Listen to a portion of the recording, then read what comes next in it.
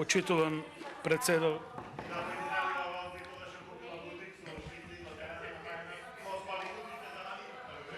Колеги, ќе ве замолам, времето стопирајте го од почеток, ќе ве Почитуван замолам, председавач пратеникот со е тука. комисијата.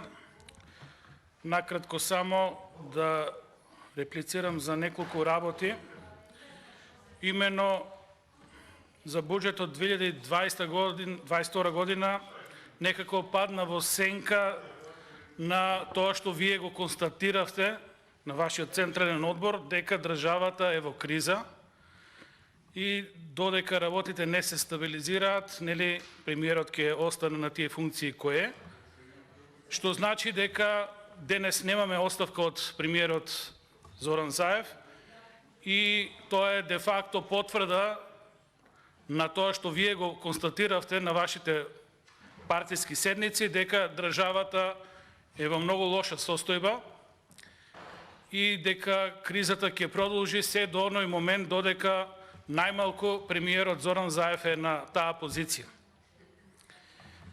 Во вашето излагање спомнавте многу бројки, ќе ви реплицирам само на две, односно на една само ќе ви дадам дополнително за споредба, за да се убедиме, односно да видат по неколку пати граѓаните за што станува збор, односно за какви буџети станува збор кога начело на државата е Социјалдемократскиот сојуз. Имено, спомнавте едно добро правило, дека добро е кога капиталните инвестиции се поголеми од дефицитот. И спомнавте многу бројки, што е окей, нели, нормално буџет работа ако нема бројки. И сега луѓето кои ќе слушаат вака бројки, ваму бројки, таму пари, таму милиарди, таму денари, евра, ќе се изнаслушаат на бројки, меѓутоа не ја спомнавте клучната бројка. Дека дефицитот од старт го планира 500 милиона евра. Многу едноставно да ја објасниме на граѓаните на Република Македонија што значи тоа. Тоа значи дека планирате нови огромни задолжувања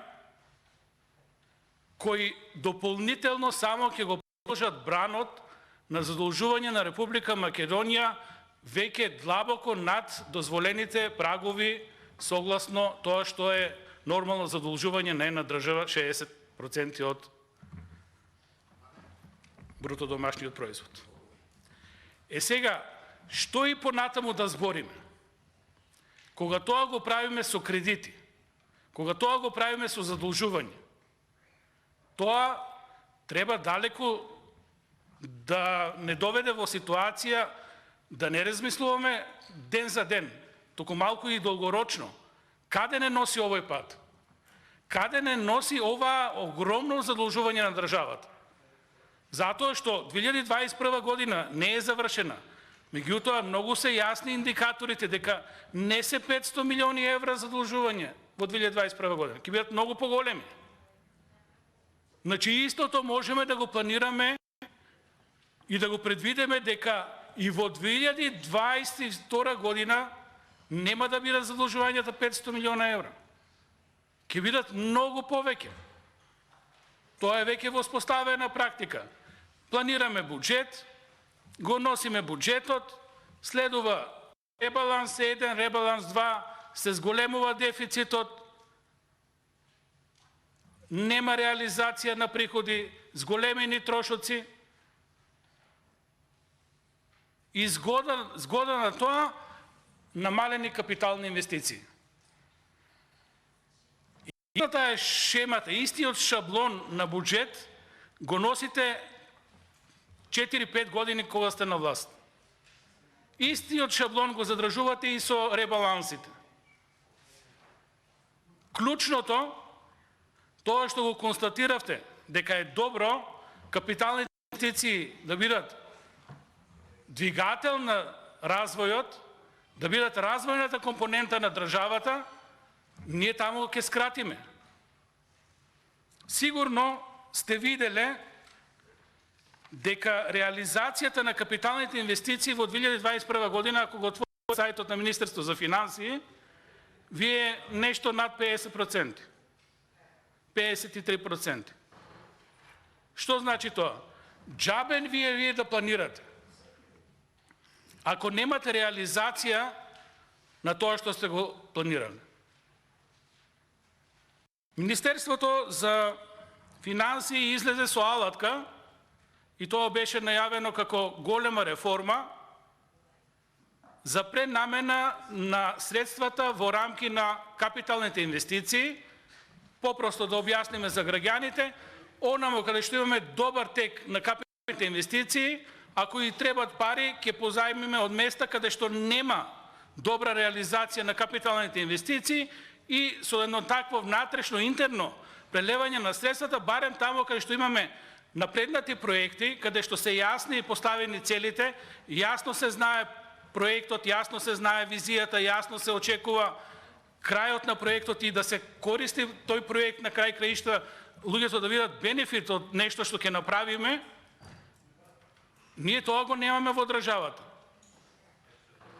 Зошто? Затоа што сега ако отворите повторно сајтот на Министерство за финансии, ќе видите дека капиталните инвестиции со исклучок на неколку помали, ајде да не кажам не толку значајни сектори во економијата, секаде имате потврлање на капиталните инвестиции.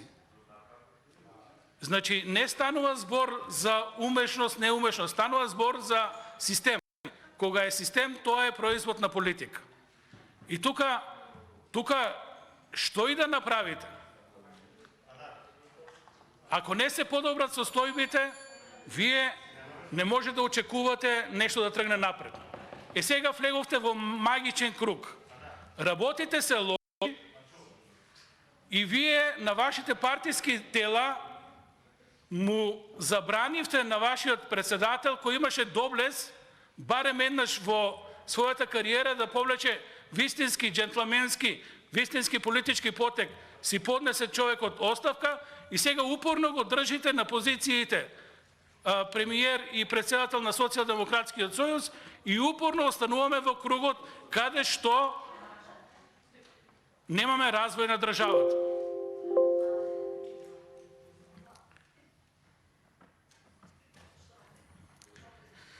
Уште една ви реков дека ќе искоментирам, уште полошо, за наука имате предвидено 0,1% од буџетот. Тоа е понижувачки, тоа е срамно, тоа е доказ дека ниту на краток рок, ниту на подолг, ниту на среден, ниту на подолг рок не очекувате подобрување на работите. Ако немаме вложување во науката, кој во државата ќе ги пуне работите? Гледаме дека политиката нема капацитет да одговори на проблемите.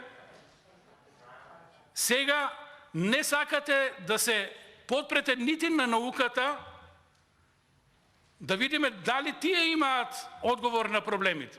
Јас ви гарантирам, затоа што потекнам од таа фела, во Република Македонија има прекрасни научници од сите области.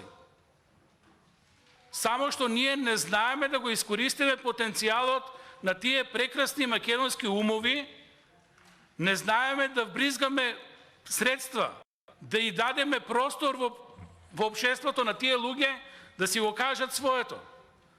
Секој во својата област и да видиме дали таму може би е одговорот на решавање на кризата, затоа што кризата на крај краишта не е само на Социјалдемократскиот сојуз, таа е криза и за ВМРО-ДПМНЕ, на крај краишта тоа е криза за граѓаните на Република Македонија.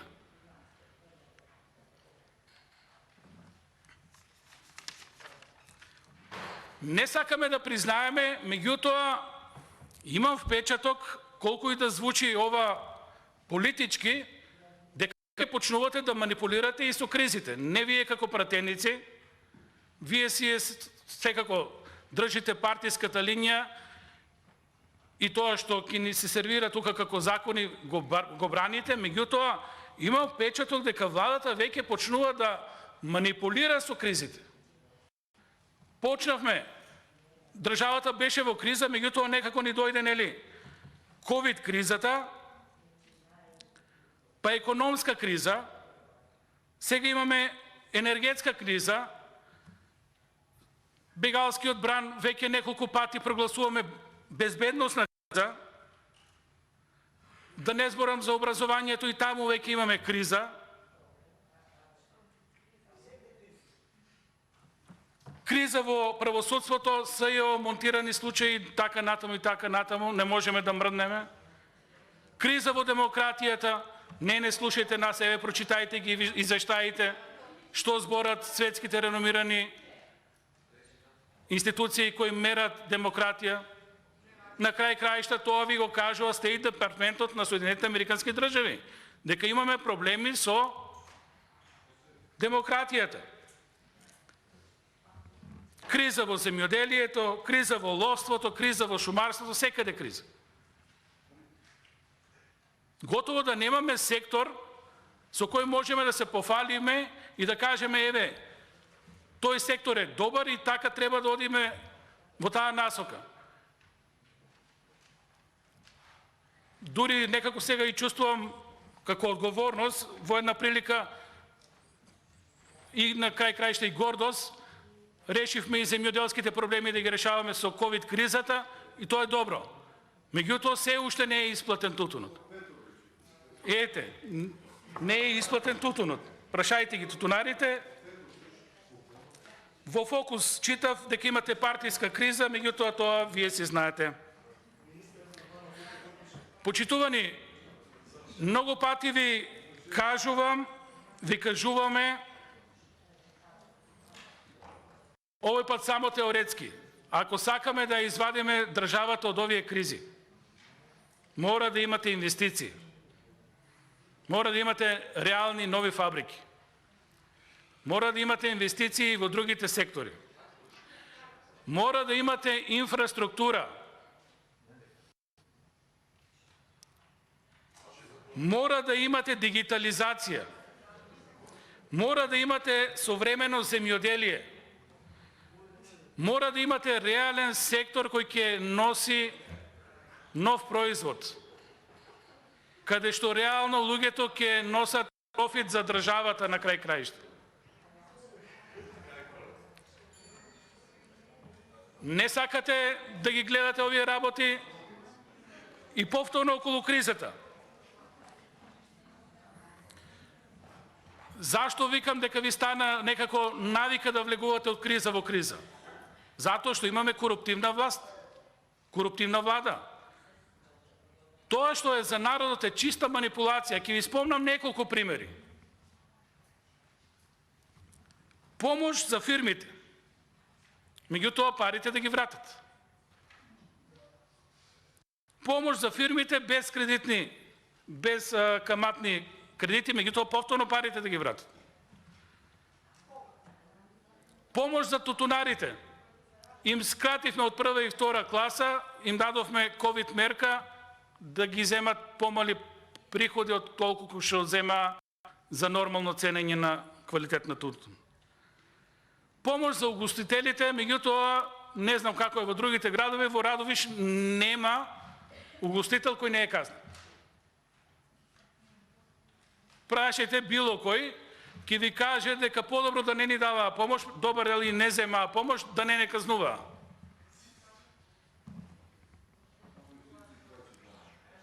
Да не спомнам за казните кои си ги платија обичните граѓани поради носење, неносење на маски и така натаму и така натаму.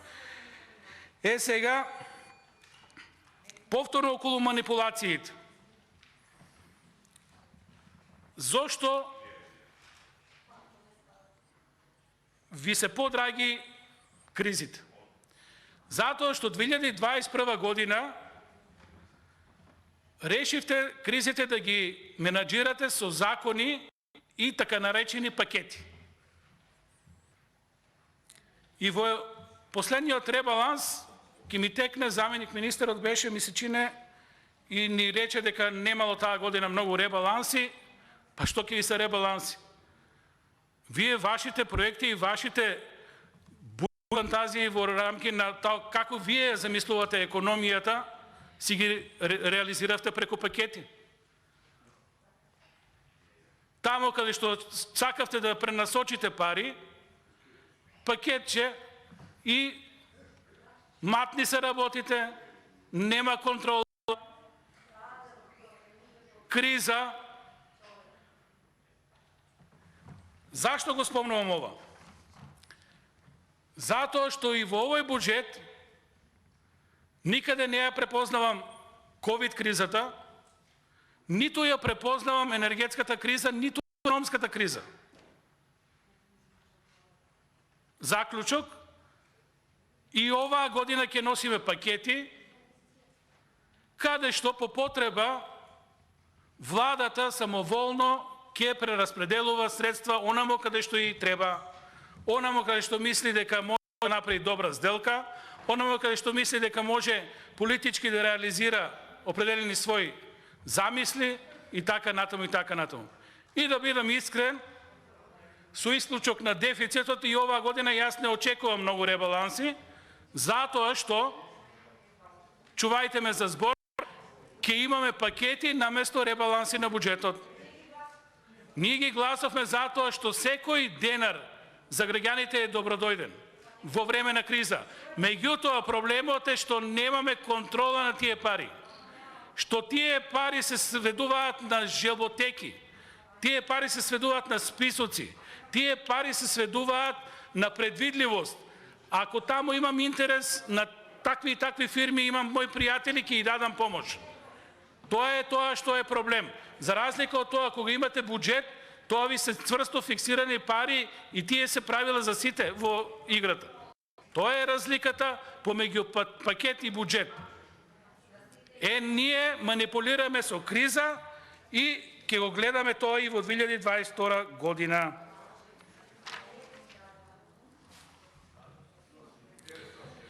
Почитувани, за да има држава, колку и да тоа ви звучи вака теоретски, мора да имате правна држава, мора да го сузбиете криминалот, да ја намалите сивата економија, да ги зголемите капиталните инвестиции, да имате домашни и странски инвестиции во реалната економија, да имате дигитализација, да имате развиен образовен систем, да имате поголемо вложување во науката од 0,1%. Срамота е, никој во Европа нема толку мало вложување во науката. 0,1% е смешно.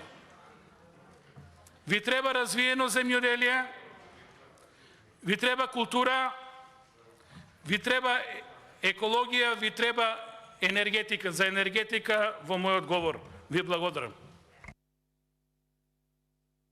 Ви благодарам јас на вас.